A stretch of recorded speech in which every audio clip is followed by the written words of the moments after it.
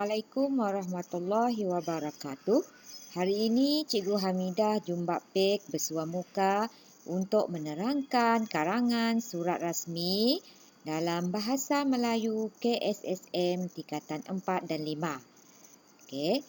Karangan ini adalah karangan respon terhad untuk bahagian A yang memperuntukkan 30 markah dan pelajar mestilah menulis dalam 150 hingga 200 patah perkataan. Ini adalah sampel soalan surat rasmi. Okey, kalau kamu lihat contoh satu ini berkaitan dengan seorang penduduk yang prihatin menulis sepucuk surat kepada pihak berkuasa tempatan untuk mengadukan masalah yang dihadapi oleh penduduk di kawasan tempat tinggal anda. Okey. Tentang masalah sampah sarap, panjang surat anda antara 150 hingga 200 patah perkataan. Ini adalah contoh soalan. Ini adalah bahan yang diberikan. Ada 3 bahan. Masalah kutipan sampah. Di sini murid-murid, idea dijana mestilah berdasarkan bahan yang diberikan di atas. Caranya, 1. Kenal pasti tema dahulu. Kita lihat tema di sini berkaitan dengan masalah kutipan sampah. Kedua, analisis setiap maklumat yang terdapat dalam bahan rangsangan. Bahan pertama, bahan kedua dan bahan ketiga. Yang ketiga, hurai setiap maklumat yang diberikan. Janganlah tertinggal. Ingat, idea dijana berdasarkan bahan yang diberikan. Ingat, bentuk karangan rangsangan mestilah 150 sehingga 200 patah perkataan. Salah ke-9 tu ya. Okey, 4 atau 5 perenggan. Okey, 2 atau 3 isi. Untuk perenggan isi, idea mesti diambil daripada bahan yang diberikan. Guna sahaja bahan yang diberikan ya. Okey, peruntukan markah 30 markah. Masa menjawab adalah 30 minit. Okey, ingat murid-murid, setiap perenggan mengandungi 40 patah perkataan jika memilih untuk menulis 5 perenggan. Ataupun kalau memilih 4 perenggan, jumlah patah perkataan 50 patah perkataan setiap perenggan. Cara mengarang. Cikgu Midah menggunakan kaedah Jumbak Pek. Ju adalah judul, idea. M, mengapa. Ba, bagaimana. Contoh. K, kesan. P, peribahasa atau ungkapan menarik jika ada. K, kesimpulan kecil atau penegasan. Ingat murid-murid, mengarang mestilah ada pendahuluan. Pendahuluan mestilah mempunyai isu dan definisi isu atau ambil daripada bahan. Isi mestilah ada isi, huraian dan contoh sekurang-kurangnya. Okey, patah perkataan antara 150 hingga 200 patah perkataan. Tidak boleh lebih ya, tidak boleh lebih. Bagaimana nak menghasilkan karangan yang cemerlang? Cemerlang membawa maksud karangan yang matang. Okey, matang bermaksud isi karangan anda mestilah tepat, iaitu menjawab tugasan. Huraian dalam karangan tersebut mestilah jelas, maujud, nampak. Contoh adalah maujud, boleh nampak. Penegasan isi. Ditambah dengan ungkapan bahasa yang indah, kosakata aras tinggi dan penanda wacana aras tinggi. Kita beri contoh. Gambar dan maklumat di bawah menunjukkan masalah kebersihan di kantin yang dihadapi oleh warga sekolah pada masa ini. Sebagai seorang murid yang prihatin, tulis sepucuk surat kepada pihak sekolah untuk mengadakan masalah yang dihadapi oleh murid-murid tentang masalah kantin masalah kebersihan kantin yang sering diabaikan terutamanya di kawasan dapur. Boleh mengakibatkan masalah keracunan makanan dan cadangkan tindakan yang perlu diambil. Panjang surat anda hendaklah antara 150 hingga 200 patah perkataan. Di sini murid mestilah menulis karangan berformat surat rasmi kepada pihak sekolah berkaitan dengan masalah kebersihan di kantin. Okey, ingat murid-murid, fasa pertama mestilah kenal pasti tema dahulu. Kemudian analisis segala bahan yang diberikan.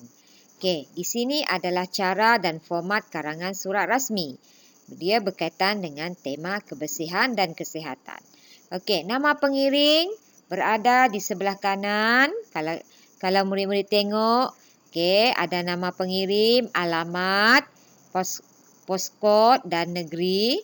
Kemudian ada ditulis garisan panjang. Okey, selang satu baris setiap alamat tersebut. Kemudian nama penerima, pengetua SMK Taman Pinggan-Pinggan, ada poskod dan negeri. Okey. Kemudian di sebelah kanan adalah tarikh. Tarikh 28 April 2021. Huruf besar Huruf besar untuk bulan April. Panggilan hormat penerima, tuan, koma. Okey, masalah kebersihan di kantin sekolah adalah perkara. Okey, sebelum masalah tersebut, tuan akan diselang satu baris. Okey, perkara huruf besar untuk setiap tajuk kecuali kata sendi, di. Kemudian selang satu baris, bahagian pendahuluan. Merujuk kepada perkara di atas, saya murid tingkatan 5 kreatif di sekolah ini ingin melaporkan masalah kebersihan di kantin sekolah kita. Noktah. Okey, pergi kepada perenggan isi. Perenggan isi mesti ada nombor dan tanda noktah. 2 noktah. Okey, barulah murid-murid boleh memulakan ayat. Untuk makluman pihak tuan, saya dan rakan-rakan mendapati bahawa kawasan kantin sekolah, terutamanya di kawasan dapur, sangat kotor. Baru-baru ini kami ternampak tikus melintasi kawasan sinki dan menuju ke tempat simpanan barangan kering. Ini adalah judul. Huraian yang seterusnya sehinggalah kepada noktah. Untuk perenggan isi nombor 3, nombor 4 adalah isi kedua, nombor 4 adalah isi ketiga. Sekurang-kurangnya 3 isi dan sekurang-kurangnya ada isi, ada huraian dan ada contoh. Gunalah teknik jumbat pek.